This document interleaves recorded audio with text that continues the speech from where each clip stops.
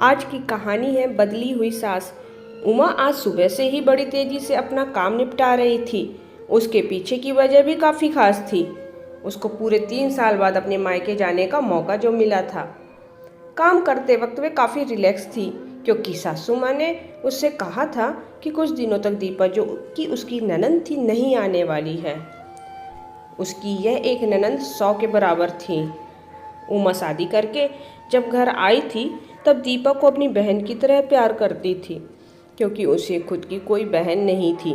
लेकिन कुछ ही हफ्तों में ही उसे ये पता चल गया था कि उसकी ननंद किसी जेलर से कम नहीं है। हालांकि दीपा का ब्याह हो चुका था, लेकिन उसे अपने ससुराल वालों की किसी भी प्रकार की चिंता नहीं थी। उसे जब जी करता था वह अपने मायके चली आती और मायके वालों पर अपना हुक्म चलाती, खासकर अपनी भाभी पर। वही डिसाइड करती थी वहाँ पर क्या खाना पकेगा, कोई घूमने जाएगा कि नहीं, या जाएगा तो कहाँ जाएगा। दीपा ही थी जो हर बार उमा को किसी न किसी बहाने से अपने मायके जाने से रोक लेती थी। लेकिन आज का दिन कुछ अलग था, क्योंकि माँ के कहने पर उमा के पति ने उसके मायके जाने का इंतजाम कर दिया था। ट्रेन की भी टिकट बुक हो चुकी थी। सारा काम खत्म करके बाद उमा अपने पति के साथ अपना सामान लेकर घर के बाहर निकलते ही थे कि सामने से दीपा आती हुई दिखी। दीपा, जिसके मुंह पर बड़ी सी स्माइल और आंखों में चमक थी, वहीं दूसरी तरफ उमा की आंखों में उसको देखकर पानी आ गया था, जो बस आंसू के रूप में छलकना बाकी था। भैया भाभी के पास आकर दीपा ने कहा, क्यों भैया, कहाँ चले अपनी पत्नी के साथ सैर सपाटा करने के लिए? अपनी बहन को भूल गए क्या?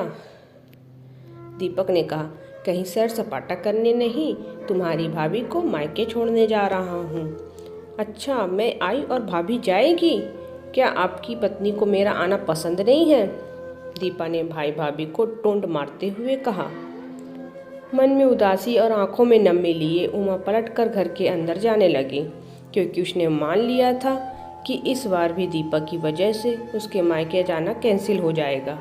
लेकिन तभी सामने से उसकी सास आई और बोली, तुम दोनों अभी तक रेलवे स्टेशन नहीं गए, क्या गाड़ी के पीछे दौड़ते हुए जाओगे? दीपा बीच में टपकते हुए बोली, ये क्या कह रही हो माँ? मैं आई हूँ और आप भाभी को मायके भेज रही हो। क्या अब आपको मैं इतनी खटकने लगी हूँ? माँ ने दीपा को डांटते हुए कहा, तेरा क्या है बेटा, तेरे लिए ये मायका थोड़ी ही है। यह तो तेरे लिए एक प्रवास स्थल है, जहाँ तू जब जी चाहे, जब अपने ससुराल में बोरियत महसूस करे आ जाती है। लेकिन वह बेचारी तो ऐसा नहीं करती, बल्कि वह तो जब जाना चाहिए तब भी अपने मायके नहीं जाती। इसलिए उसका अभी मायके जाना बहुत ज़रूरी है। मैं तेरे या मेरे या किसी और की वजह से उसका इस बार मायके जाना बिल्कुल रद्द नहीं होने दूंगी। पहले यह बता तू तो कुछ दिनों के लिए नहीं आने वाली थी, फिर कैसे आ गई? मैंने तो ऐसे ही कह दिया था। मैं देखना चाहती थी कि मेरे ना आने से भैया खुश होता है कि मुझे बुलाता है, दीपा ने कहा। हाँ हाँ, क्यों नहीं, कोई बुलाए या ना बुलाए, पर्यटन स्थल पर तो हर कोई जा सकता है। अब की बार मेरी बहू को उसके पर्यटन स्थल पर यानी कि उसके मायके जाने दे। बेचारी ने सिर्फ अपने भाई की शादी देखी है और अब तो उसके भाई को बच्चा भी हो गया है, उसका मुंह तक नहीं देखा उसने। उसे भी अपने हिस्से का सुख भोगने दे। माँ ने दीपा को फटकारते हुए और उमा की साइड लेते हुए कहा। अपनी सास के मुंह से अपने लिए ऐसे शब्द सुनकर उमा की आंखें छलक गई। उसने अपनी सास को गले से लगा लिया। सास ने कहा, बहुत हो गया प्यार, जल्दी जाओ वरना ट्रेन छूट जाएगी। अपनी माँ का बदला हुआ रूप देखकर दीपा बहुत हैरान थी। उसे यकीन नहीं हो रहा था कि वह वही माँ है जो उसका हर कहा मानती थी और हमेशा उसका पक्ष लेती थी, चाहे बहू सही हो या गलत।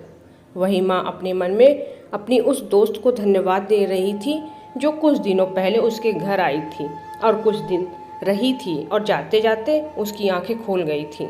सहेली ने उन्हें बताया था कि वह अपनी बेटी का मोह छोड़ दे, वरना अपने बहू और बेटे के मन में अपनी इज्जत खो देगी। बिना सोचे समझे, बिना अच्छे बुरे का विचार किए हर फैसला सिर्फ अपनी बेटी के हिसाब से लेना सही नहीं है। रेलवे स्टेशन पर ट्रेन के डिब्बे में बैठी उमा के चेहरे पर एक बहुत बड़ी मुस्कान थी, जिसे देखकर दीपक को महसूस हुआ कि यह वही प्यारी मुस्कान है जिसे उसने 3 सालों से देखी नहीं थी। सच ही तो है, मायका महिलाओं के लिए पर्यटन स्थल ही तो होता है, जहां वह अपने ससुराल की सारी चिंताएं, टेंशन भूल कर कुछ दिन आराम से रह सकती है। दोस्तों, कहानी को लाइक करके चैनल को सब्सक्राइब जरूर करिए। धन्यवाद।